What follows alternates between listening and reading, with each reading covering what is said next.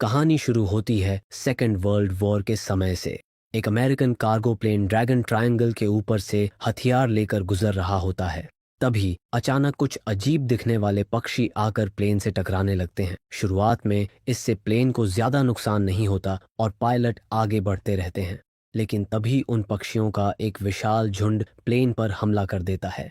इस बार प्लेन पूरी तरह कंट्रोल खोने लगता है और क्रैश होने की स्थिति में पहुंच जाता है।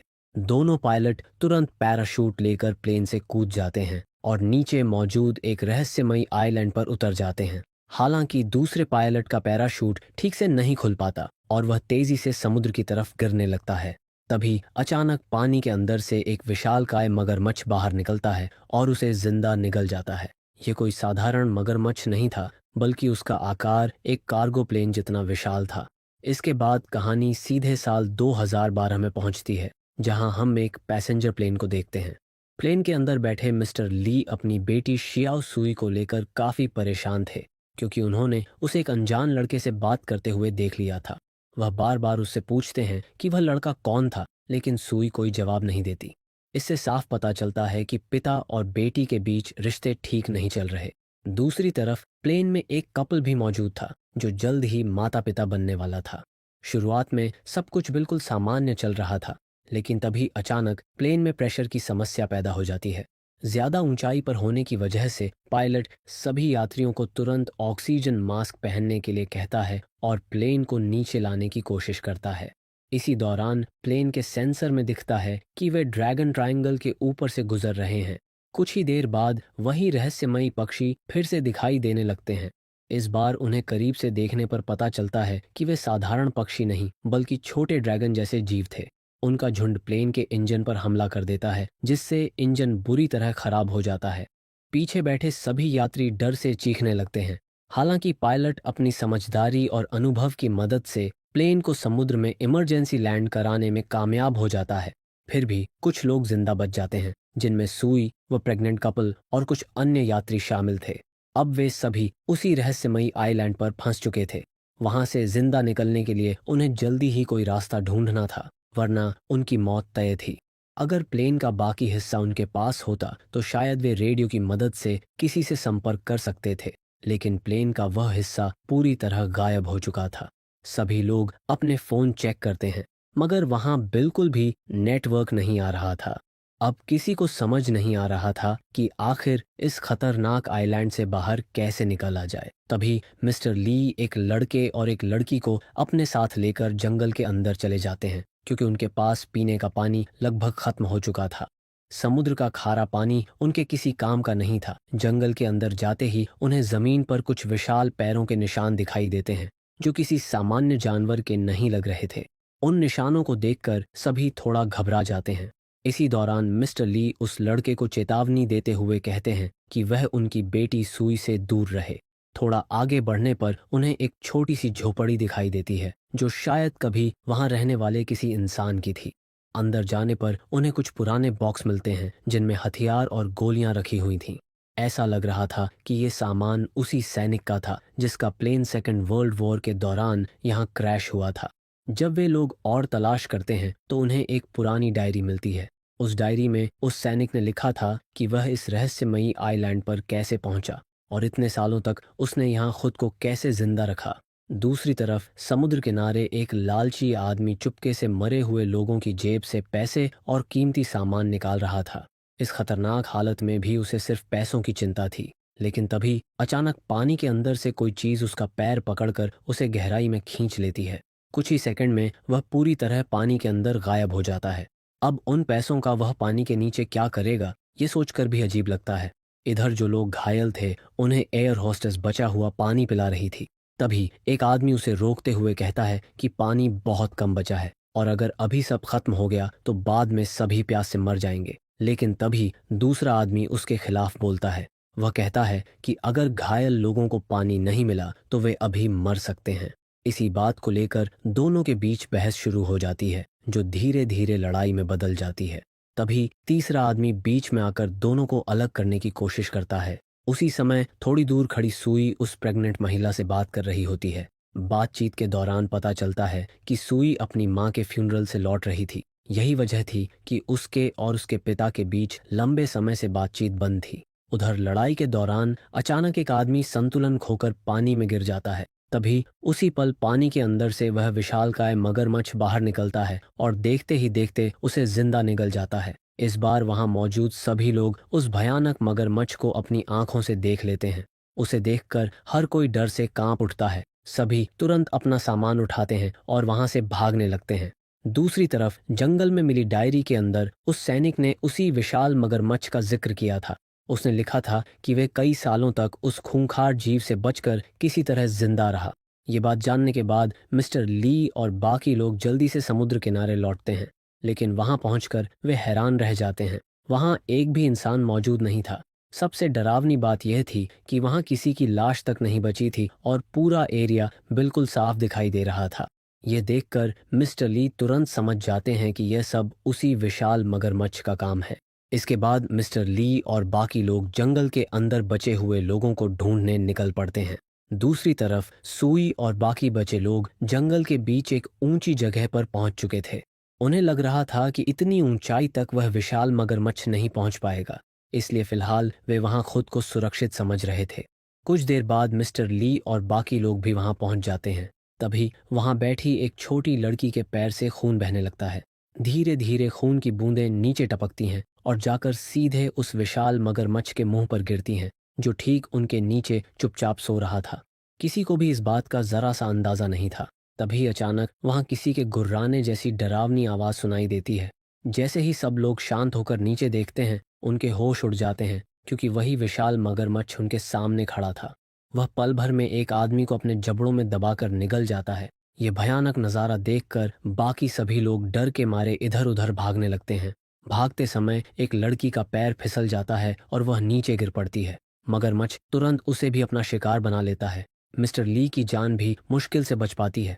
मगरमच्छ लगातार उनके पीछे पड़ा रहता है, लेकिन सही मौके पर मिस्टर ली दूसरी तरफ छलांग लगाकर खुद को बचा लेते हैं। सभी लोग भागते भागते जंगल के और अंदर पहुंच जाते हैं। अब सबसे बड़ा सवाल यह था कि आखिर जाएं कहाँ। उन्हें इस रहस्यमयी आइलैंड के बारे में कुछ भी पता नहीं था। तभी सुई सुझाव देती है कि उन्हें वापस क्रैश हुए प्लेन के पास जाना चाहिए। शायद वहां से गुजरने वाला कोई जहाज या प्लेन उन्हें देख ले और मदद पहुंचा दे। लेकिन मिस्टर ली उसकी बात से सहमत नहीं होते। वह कहते हैं कि उन्हें वापस उसी झोपड़ी के पास जाना चाहिए, क्योंकि वही जगह सबसे ज्यादा सुरक्षित लगती है। आखिर वहां रहने वाला पायलट कई सालों तक उसी जगह पर जिंदा रहा था। आखिरकार सभी लोग झोपड़ी की तरफ लौट जाते हैं। वहां तलाश करने पर सुई को कुछ पुराने बम और ग्रेनेड भी मिलते हैं। इसी दौरान मिस्टर ली बताते हैं कि उन्हें चोट लगी है। फिर वह बारूद की मदद से अपने घाव को जलाकर बंद करने की कोशिश करते हैं। यह दृश्य देखने में बेहद दर्दनाक और अजीब लगता है। इसके बाद सभी लोग फैसला करते हैं कि वे रात उसी झोपड़ी में बिताएंगे। सुरक्षा के लिए मिस्टर ली आसपास टिन के खाली डिब्बे लगा देते हैं, ताकि अगर रात में कोई जानवर पास आए तो आवाज सुनकर उन्हें पता चल जाए। फिर सभी लोग प्लेन क्रैश से बचा हुआ खाना खाने लगते हैं। तभी उनके साथ मौजूद एक आदमी कहता है कि सभी लोग आराम करें, वह रात भर पहरा देगा।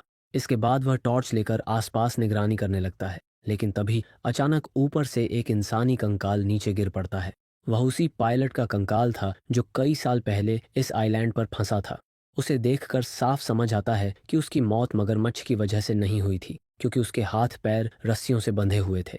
सबसे हैरान करने वाली बात यह थी कि उसकी डायरी में इस बारे में कुछ भी नहीं लिखा था। अब यह देखकर सभी लोग सोच में पड़ जाते हैं कि आखिर उस पायलट की असली मौत कैसे हुई थी। अगली सुबह मिस्टर ली सभी के लिए खाने का इंतजाम करने जंगल के अंदर निकल जाते हैं। उधर कैंप में वह प्रेग्नेंट कपल बाहर टहल रहा होता है। तभी अचानक लड़की के पैरों पर कोई अजीब सा चिपचिपा लिक्विड लग जाता है। पहले तो उन्हें समझ नहीं आता कि यह क्या है। वह उसे हटाने की कोशिश करती है, लेकिन इसी दौरान उसका संतुलन बिगड़ जाता है और वह एक पेड़ से टकरा जाती है। टकराते ही वह रहस्यमयी लिक्विड उसकी पूरी बॉडी पर फैल जाता है और उससे चिपकने लगता है। उस गंदगी को साफ करने के लिए दोनों पास की नदी की तरफ चले जाते हैं। उनके जाने के बाद पता चलता है कि वह लिक्विड असल में किसी विशाल जीव के शरीर से निकल रहा था। इधर कैंप में सो रहे बाकी लोग धीरे धीरे जागने लगते हैं, लेकिन आंख खुलते ही उनके होश उड़ जाते हैं, क्योंकि उनके ठीक ऊपर विशालकाय मकड़ियों का पूरा झुंड मौजूद था। ये कोई सामान्य मकड़ियां नहीं थीं। उनका आकार भी उस विशाल मगरमच्छ जितना डरावना और असामान्य था। सभी लोग डर के मारे तुरंत वहां से भागने लगते हैं।